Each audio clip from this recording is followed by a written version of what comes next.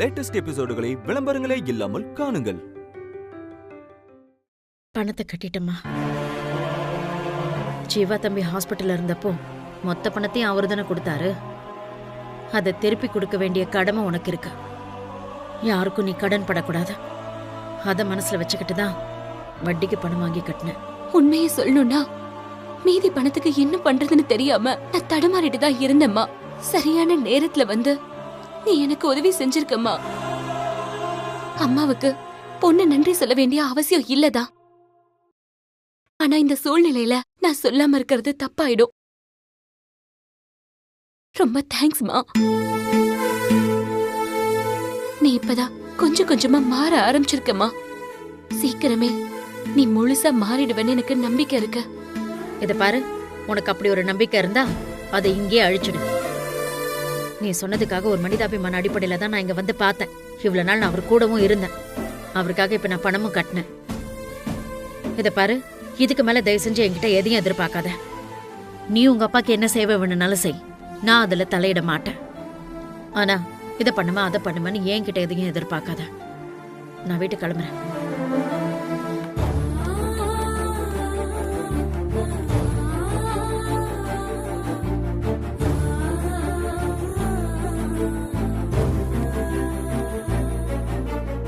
சொல்லுமா. அக்கவுண்ட்ஸ்ல பணம் எல்லாம் செட்டில் பண்ணியாச்சு. இன்னும் கொஞ்ச நேரத்துல நம்ம டிஸ்சார்ஜ் ஆயிடலாம்ப்பா. பணம் எப்படி கட்டின? யாரு கொடுத்தா?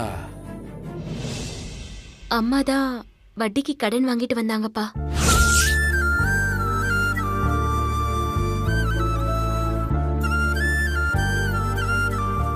சுசீலாவா கட்டினா?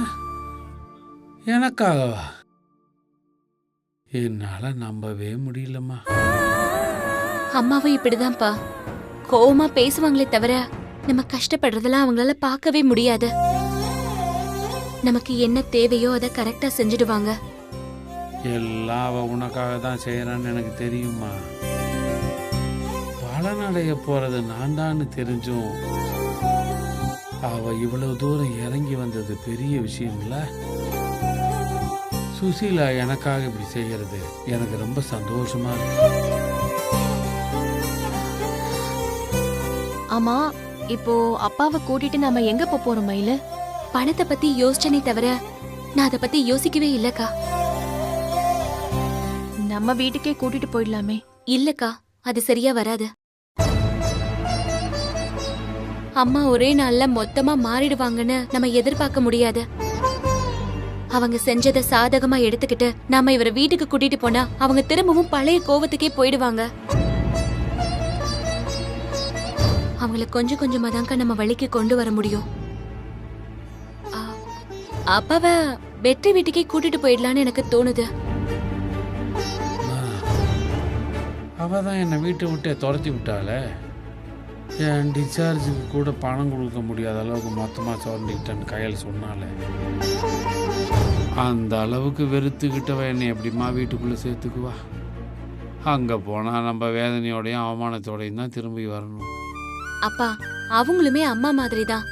என்னதான் கோவம் இருந்தாலும் உங்க மேல அன்பு இல்லாமலையா போயிடும்? அதுவும் இந்த நிலைமையில பாக்குறப்ப அவங்க கண்டிப்பா நம்மள சேர்த்துப்பாங்கன்னு தான் தோணுதுப்பா. எனக்கு நம்பிக்கை இல்லைம்மா. அப்புறம் உங்க இஷ்டம்.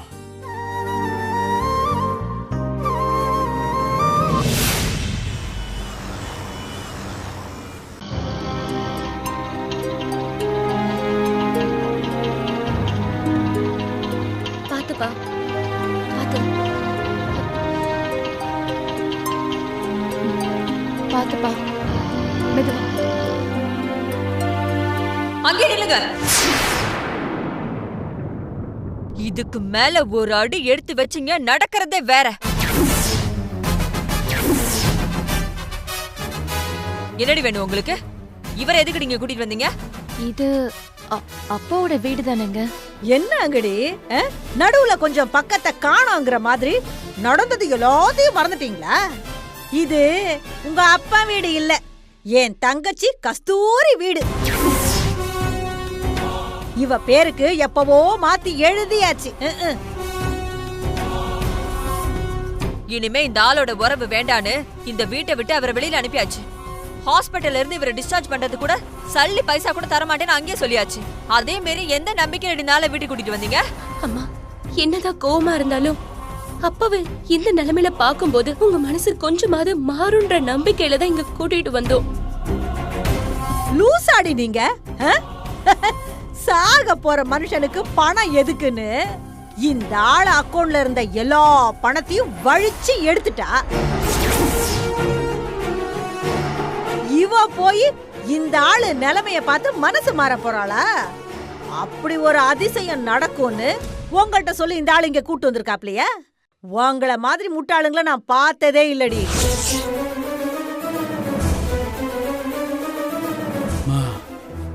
இவளுங்க இப்படிதான் பேசுவாளுங்கன்னு எனக்கு தெரியுமா? அதனாலதான் இங்க வர வேணான்னு சொன்னேன். நீங்க 2 பேரும் தான் கேட்கல. ஓ, நீ சொன்னியா? ஏண்டி இந்த ஆளு சொன்னதையும் மீறி இவரை ஏண்டி இங்க கூட்டு வந்தீங்க? முடியாத மனுஷனை ஏண்டி இப்படி அலக்கழிக்கிறீங்க? பாவம். சீக்கிரம் கூட்டு கிளம்புங்க, கிளம்புங்க. நாங்க பேசுறத கேட்டு மனசு உடைஞ்சு போய் திரும்ப ஏதாவது ஆயிட போகுது. கிளம்பு கிளம்பு, இடத்த காலி பண்ணு. எங்க அப்பாவோட இத்தனை வருஷமா வாழ்ந்திருக்கீங்கல்ல, எப்பவுமே காக்கி யூனிஃபார்ம்ல கம்பீரமா இருக்கிற மனுஷன் இப்ப எப்படி இருக்காரு பாத்தீங்களா? இவர் இப்படி பார்த்த கூட உங்க மனசு இறங்கலையா?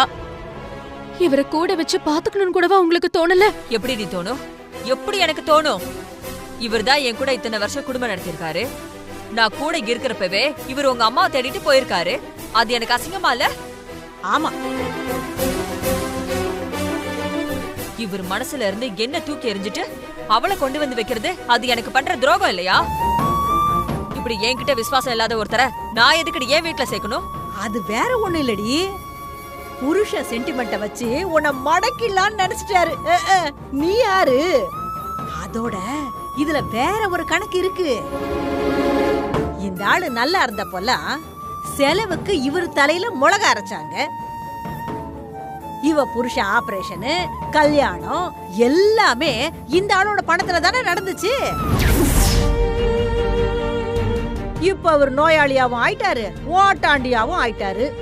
இனிமே இவங்க தான் இவருக்கு செலவு பண்ணணும்.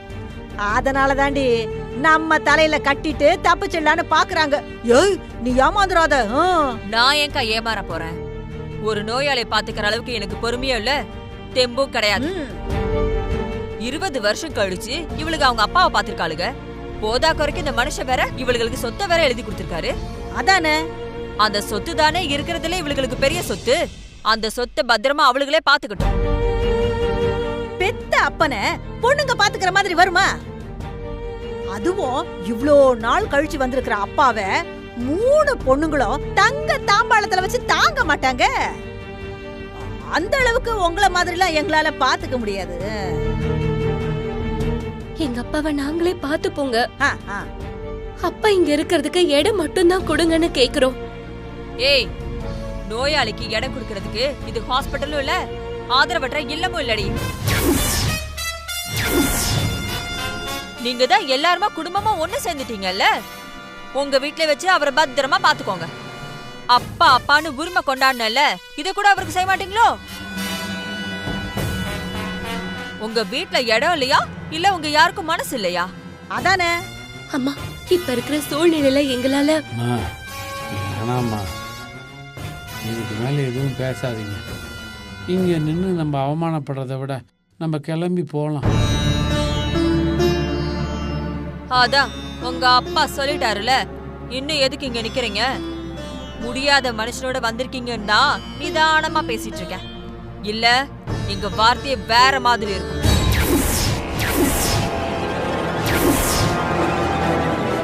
எங்க பொறுமைய சோதிக்காம இப்பவே இவரை நீங்க கூட்டிட்டு போயிட்டா உங்க மரியாதை நீங்க காப்பாத்திக்கலாம். இல்ல மானம் கெட்டு போற மாதிரி ஆயிடும். மானம் கெட்டு போறீங்களா, இல்ல இதுவே போதுன்னு கிளம்புறீங்களா? வாடி, இதுங்க கிட்ட என்ன பேச்சு? வா, உள்ள போய் டோரை பூட்டலாம். இல்லனா கண்டதுங்களா உள்ள நுழைஞ்சிரும். வா வா வா, வந்து பூட்டு. அம்மா,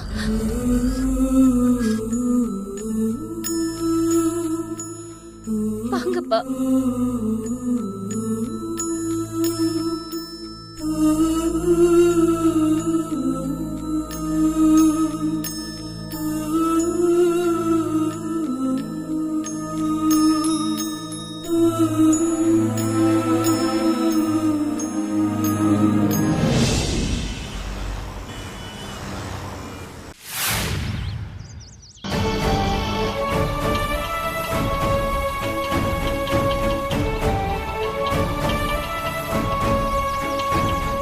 இங்கே எதுக்குமா கூட்டிகிட்டு வந்த? அவள் பார்த்தானா கோவப்பட போகிறா. நம்ம வேற எங்கேயாவது போயிடலாமே. நம்ம வீட்டை விட்டுட்டு எங்கப்பா போக முடியும்? இப்ப நீங்க இங்க இருக்கிறது தான்ப்பா நல்லது. அம்மா கிட்ட நான் பேசிக்கிறேன், நீங்க இங்கேயே இருங்க. அக்கா, அப்பாவை பாத்துக்கோ. சரி மயிலு, நான் பாத்துக்கிறேன்.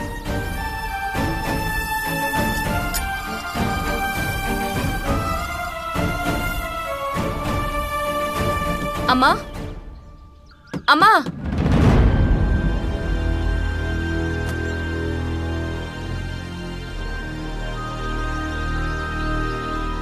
அம்மா. ஏன் இங்கே நிக்கிற? உள்ள வா.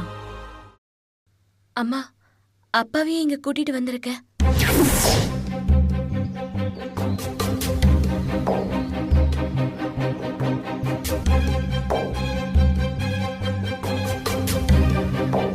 இப்ப அவரை எதுக்கு இங்க கூட்டிட்டு வந்த?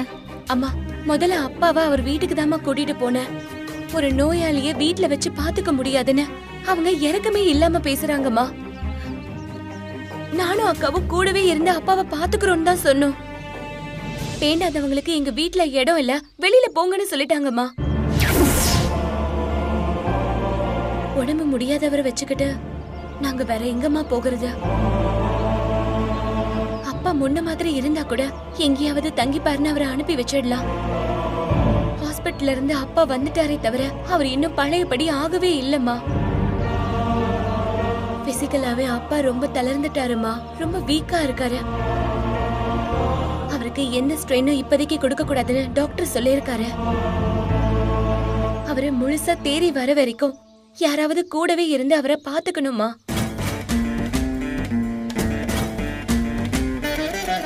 அம்மா, அதுக்கு நம்ம வீடுதான் சரியா இருக்கும்.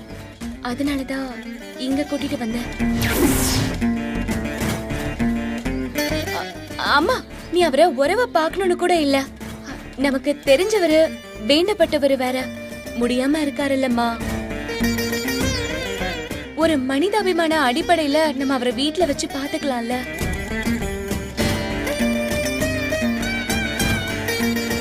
அம்மா, என்னம்மா எதுவுமே சொல்லாம போற? நீதான் இங்க வச்சு பாத்துக்கணும்னு முடிவு பண்ணிட்டல, அதுக்கு இப்ப காரணமும் உனக்கு கிடைச்சிருச்சு. இதுக்கு மேல நான் சொல்றதுக்கு என்ன இருக்கு? ஏதோ பண்ணு.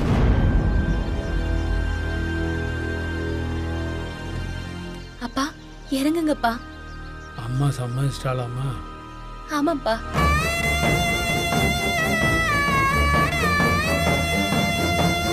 எப்படிமா?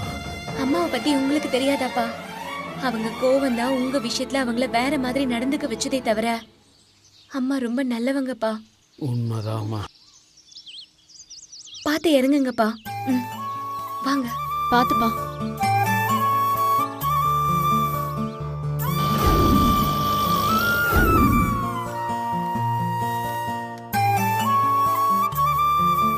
வாங்கப்பா. உள்ள வாங்கப்பா.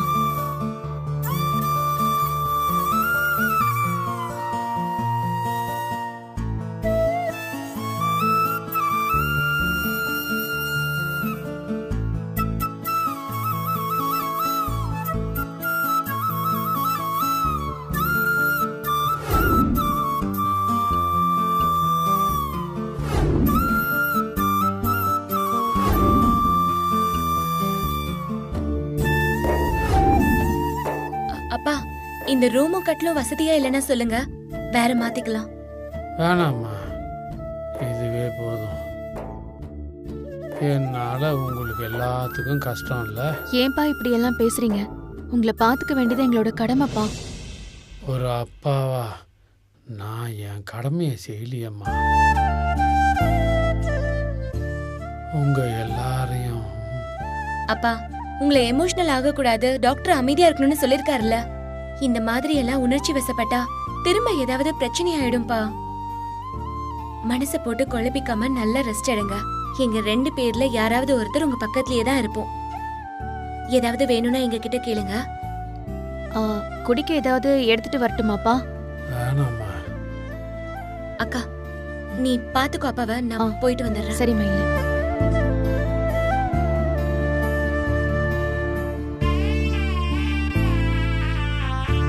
அம்மா, ரொம்ப தேங்க்ஸ்மா. இப்ப எதுக்கு நன்றி எல்லாம் சொல்ற? அந்த மனுஷனை மன்னிச்சு ஏத்துக்கிட்டேன்னு நினைக்கிறியா? அவர் என் புருஷன், அவரை பாத்துக்க வேண்டியது என் கடமைன்னு நினைச்சு நான் இதை செய்யல. ஒரு புருஷனா அவர் என் வாழ்க்கையில இல்ல, இனிமே வரவும் முடியாது. ஆனா உங்க அப்பாவை கூட இருந்து பாத்துக்கணும்னு நீங்க ஆசைப்படுறீங்க. அதை தடுக்கிற உரிமை எனக்கு கிடையாது. நான் இந்த வீட்டுக்குள்ள வர விட்டுருக்கிறது ஏன் புருஷனை இல்ல, உங்க அப்பாவை. அந்த ஆளோட சிகிச்சைக்கு நான் பணம் கொடுத்தேன். அதுக்கு மேல நீ என்கிட்ட இருந்து எதையும் எதிர்பார்க்க கூடாதுன்னு நான் உன்கிட்ட ஹாஸ்பிட்டல்லயே சொல்லியிருக்கேன். அதே தான் நான் இப்பவும் சொல்றேன். நான் அவரை பார்த்துப்பேன், அந்த ஆளுக்கு தேவையானதை செஞ்சு கொடுப்பேன்னு எந்த எதிர்பார்ப்பும் வச்சுக்காத. நான் அந்த ஆள் பக்கமே போக மாட்டேன். அப்படி ஒருத்தர் இந்த வீட்டுல இருக்காருன்னு கூட நான் காட்டிக்க மாட்டேன். அவருக்கு என்ன தேவைனாலும் நீங்க தான் கூட இருந்து பாத்துக்கணும். புரிஞ்சதா உனக்கு?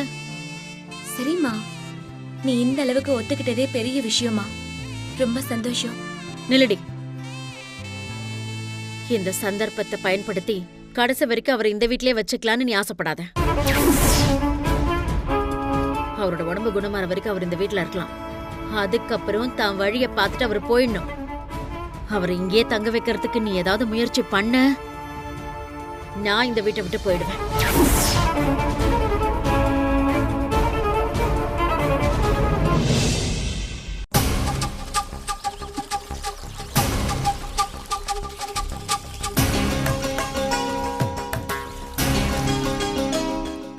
என்னக்கா 2 நாள் ஆளே காணோம், ஊருக்கு போயிட்டீங்களா?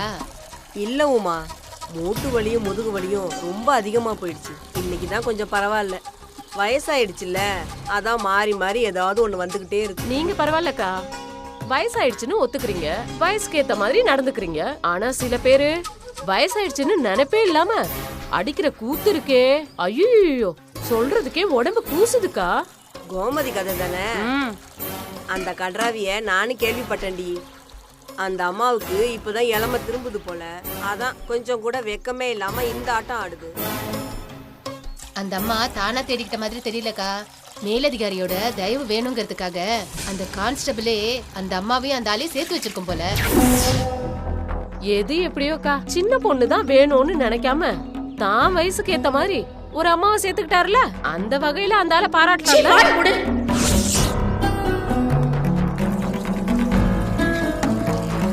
இதுக்கு மேல ஏதாவது பேசுனீங்க, நாக்கு இழுத்து வச்சு அறுத்துருவேன். கோமதி, உன்னையும் தான் சொல்றேன். என்ன பத்திலாம் உங்களுக்கு என்ன தெரியும்? தெருவுல போறதுங்க ஏதோ கொலைச்சிட்டு போகுதுங்க, போனா போட்டோன்னு நான் அமைதியா இருந்தா உங்க இஷ்டத்துக்கு பேசிட்டே போறீங்க. சாது மிரண்டா காடு கொள்ளதுன்னு கேள்விப்பட்டிருக்கீங்கல்ல, நான் பேச ஆரம்பிச்சா நீங்க எல்லாம் தாங்க மாட்டீங்க. என் வீட்டுல இருக்கிறது யாரு, அவருக்கு எனக்கும் என்ன உறவுன்னு கூட தெரியாம ஒரு பொம்பளைய பத்தி இன்னொரு குடும்பத்தை பத்தி இப்படி தப்பா பேசுறீங்களே, நீங்களா பொம்பளைங்களா? ஒரு குடும்பத்தை பிரிக்கிறது எவ்வளவு பெரிய பாவம்னு எனக்கும் தெரியும். நானே அதால பாதிக்கப்பட்டிருக்கேன், என் வாழ்க்கையை இழந்திருக்கேன். அந்த பாவத்தை கனவுல கூட நான் யாருக்கும் செய்ய மாட்டேன். நான் போய் இன்னொரு குடும்பத்தை பிரிச்சுட்டேன்னு இப்படி அபாண்டமா பேசுறீங்களே, உங்களுக்கு எல்லாம் மனசாட்சி இருக்கா? இன்னொருத்தி புருஷனை நான் இழுத்துட்டு வந்த மாதிரி பேசுறீங்களே, உண்மை என்னன்னு உங்க யாருக்காவது தெரியுமா? அந்த இன்ஸ்பெக்டரோட முத பொண்டாட்டி நான் தான்.